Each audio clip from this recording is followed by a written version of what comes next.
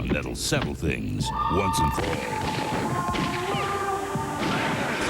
Now, live from the Fox Television Center in Hollywood, your co-hosts of the one and only NFL on Fox. That picture says it all. The players and the fans in Green Bay fired up at the prospects of hosting the San Francisco 49ers today at Lambeau Field in this NFC Divisional Playoff game.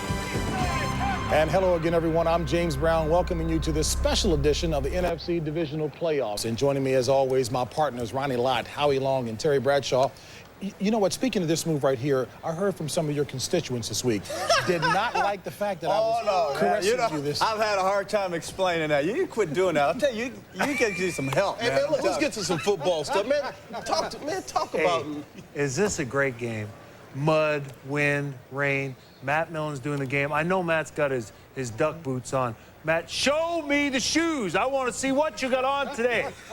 Duck boots, and that's the football Ronnie wanted. We will get to football. All right, folks, here's a look at what's happening around the National Football League. With 8 head coaching vacancies in the NFL, here's the latest. Bobby Ross, who resigned from the Chargers yesterday, is at the top of the Rams list.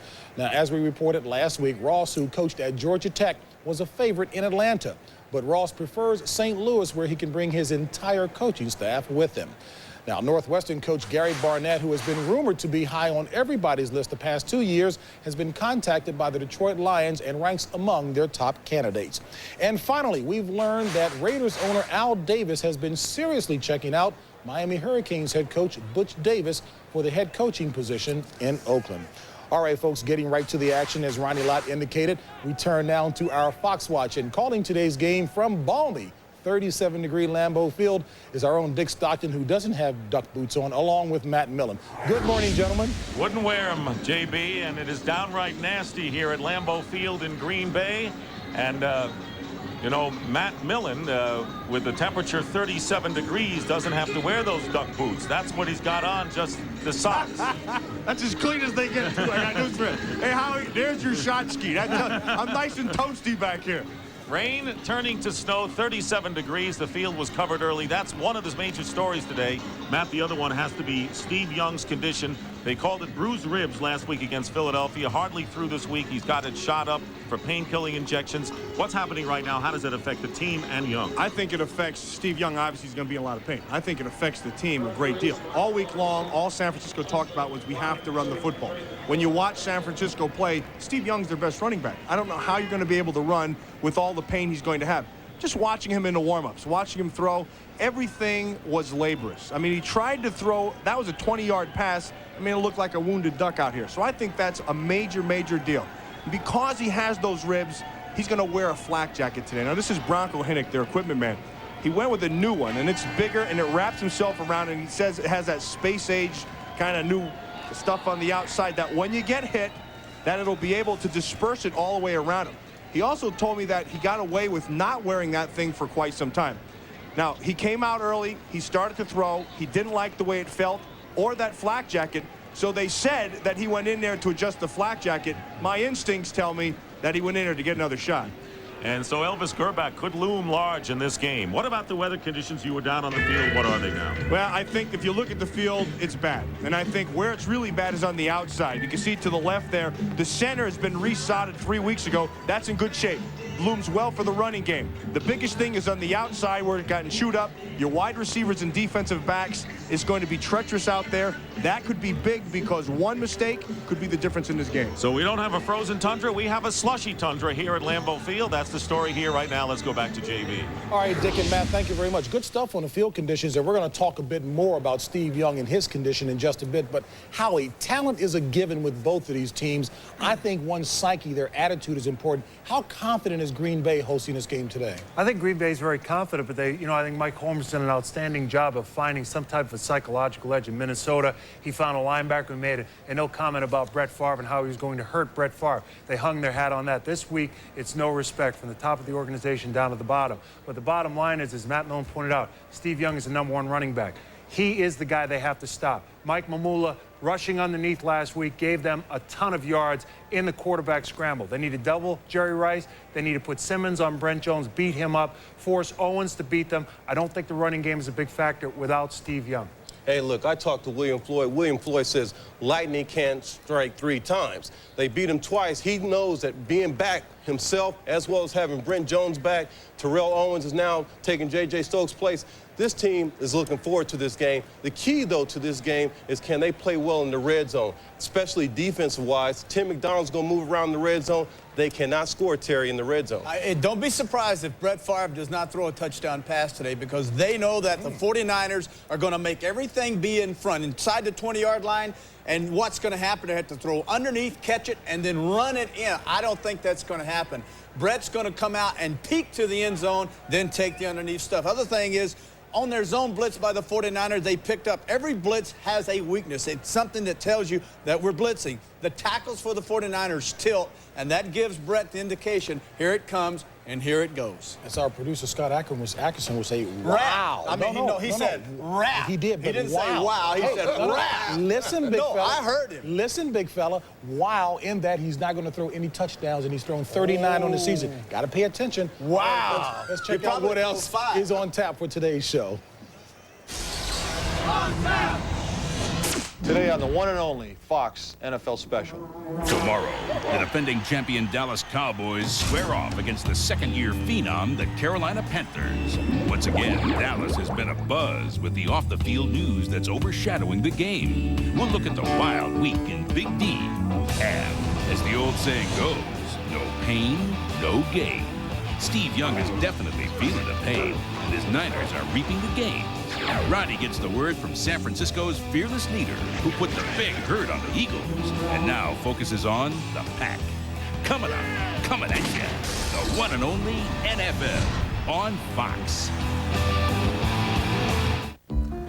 Now, Jack, I'm not making any promises. Brought to you by the powerful and luxurious all-new Diamante from Mitsubishi, built for living. By Motel 6, we'll leave the light on for you. By 1-800-COLLECT, the way we call collect today. And by Aflac, insuring over 40 million people worldwide. And welcome back to the Fox Television Center and this Fox NFL special. Well, tomorrow it's the Dallas Cowboys and the Carolina Panthers in the other NFC Divisional Playoff. Now, normally the talk would have been centered on the Cowboys' drive for a 5th straight appearance in an NFC Championship game. Instead, an allegation of sexual assault against Michael Irvin and Eric Williams has been the focus, despite the fact no charges have been filed. Now, many Cowboys believe the public is definitely tired of hearing about their off-the-field problems. I don't fault people for viewing us the way that they have. We've brought that on ourselves, but I know that there are there's a lot more good things being done, as I've said, by players and people within this organization than there are bad things. I think in most businesses, and the Cowboys are certainly a multi-million-dollar business, I don't think this would be tolerated in the workplace. You know, if you mess up, hey, you know, you've messed up. And it's your fault. It's nobody else's. And nobody can blame Coach Switzer, Jerry, the rest of the players on the team, because everybody knows what the right thing to do is. You know, we heard Walt Garrison saying what he thought would take place. But, Terry, what are your observations and, more importantly, the remedy for the situations there? It's sad. I agree that we have to sit here and talk about a situation rather than a football game. But let's do that, talking right from the top. You look at Dallas Cowboys, you look at Image, America's team, hole in the stadium. You look at Jerry Jones, you look at a guy that bought America's team. He bought the Image. And now with all the problems, 7 suspensions in the last 2 years, I say someone's got to go and look at the top and do something about Jerry Jones. Jerry Jones, hey, if Nike and Pepsi and American Express pull away all that money, that sends a strong signal to Jerry Jones, the owner, who I think the players are a reflection of. And something has to be done, Howie, because image, to me, is very important, especially in the National Football League. Yeah, I think, you know, the statement about the Dallas Cowboys is it's more a statement of society. It's symptomatic of society, and it's a shame because there are a lot of great football players down there who are also great people down in Dallas. But there are some bad football players and bad people down there. And obviously that's the case in many teams. And it wasn't reported 20 years ago because we didn't have USA Today. We didn't have CNN, NBC, ABC, ESPN, SportsCenter, you name it. You can see your mistake 30 times an evening if you screw up during the week. Now, the thing they have to do is we had a program, they have a program in Cleveland that Ronnie's mentioned before. They had a program with the Raiders. One guy responsible 7 days a week, 24 hours a day for the problem players. Jerry Jones needs to step out and suspend someone the next time someone steps off the curb. Not allegedly, when someone steps off the curb and makes a mistake. He needs to step up and make a statement because he's losing the children of America, and he's going to start losing those sponsors because there are moral clauses in those contracts. All right, so the tone and culture of an environment is being questioned for sure, folks. All right, folks, there's plenty more to come in today's show, including a look at the 49ers' gritty leader. Last week, Steve Young played through injury, running for one touchdown and throwing for the other, that in leading the Niners over the Eagles. Back with more in a moment. It's the story of Kyle Brady. Back to the Fox Television Center and this Fox NFL special. You know, Steve Young is one of the most successful playoff performers in the National Football League.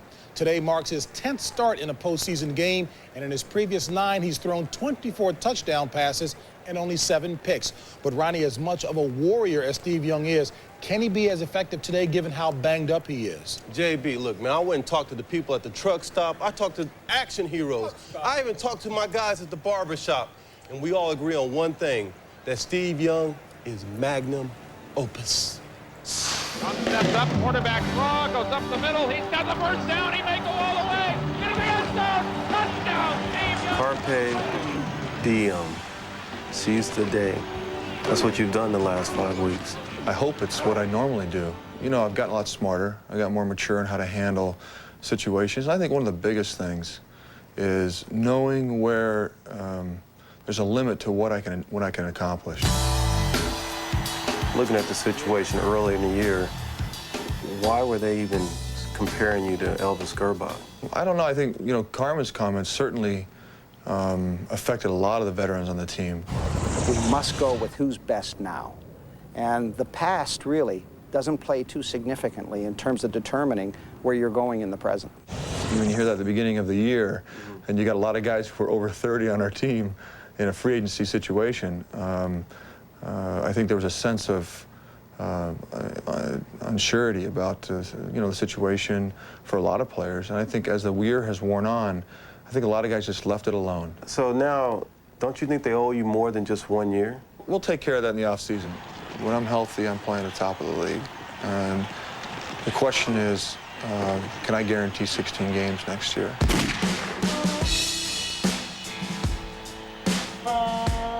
How's your ribs, Steve? Well, a couple dozen shots of Novocaine, and I don't know what the combination of things were. They, you know, they're tight. We'll get them X-rayed tomorrow.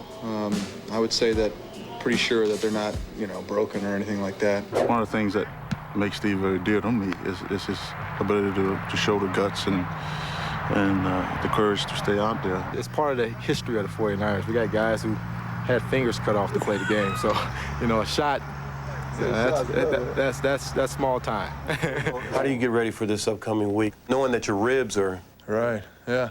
I think, you know, I'm going to get some comfort from the pharmacological side. Reggie White falls on you. Well, first of all, I've decided to go to some added padding. I don't care if I'm struggling or not. I want to be on the field because I think I can make a difference. If you don't think that, you know, it's kind of like Jerry Rice. He gets very frustrated if he doesn't get the football because he says in his own mind, I know he knows this, if you give me the ball, we win. Right. That's the attitude.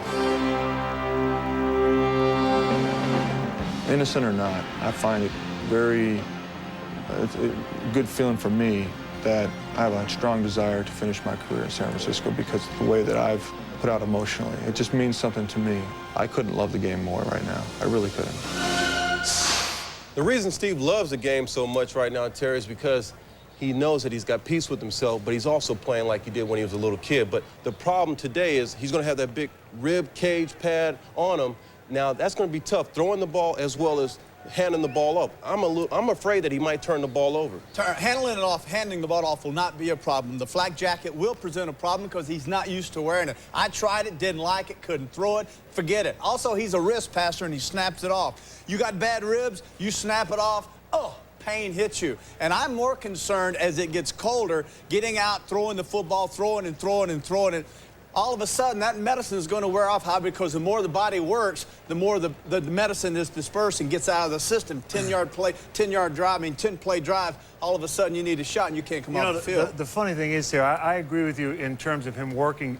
10 guys are shot up for this game. Nobody talks about the other 9 because they're not quarterbacks. You're not supposed to say that, and I'm Howie. sick and tired of everybody talking about quarterbacks, okay? That's number 1. Number 2 is it's not the 10-play drive. It's after he goes and sits on the bench and Brett Favre takes the Green Bay Packers 10 plays down the field and he stiffens up. And, folks, there's a jet stream coming across the country, west to east. Minnesota, it's snowing right now. It'll be snowing there in a minute. It goes like this. West I know west to east. What are you guys looking at me like? I don't know west to east. I know cold. And I don't know quarterbacks need to get shot up. This weekend's action will trim the Elite 8 down to the Final 4. And as we get set for the action, let's take a snapshot look at the playoff picture brought to you by Mitsubishi Motors, including the big game tomorrow, Dallas and Carolina. Back with more in a moment. Hi, Tom Bodette for Motor. For a season-high 395 yards in an overtime win, Favre was named the MVP for the 2nd consecutive year in the league. I think I watch football a little differently. Final thoughts on today's game, Ronnie. I talked to Jerry Rice, and Jerry Rice said to me, look, they played me man-to-man the last game a lot. Now, this game, if they double cover me, look for me to go to the corner pattern. They're going to double Jerry Rice and look for them to shorten their routes because Steve Young can't throw the ball. They don't think he's going to play the whole game. Elvis Gerbach will be in. They got to find a way to handle Gilbert Brown. Brett Favre always peaks deep, and that would be Andre rising to the post, his first touchdown today. Expect them to roll their coverage over to Antonio Freeman. That makes Andre Rison the key weapon today, and the tight end Jackson for the pack. And Brent Jones. Brent Jones has a bum leg. All right, folks, I'll be back to take you out to your game in just a moment.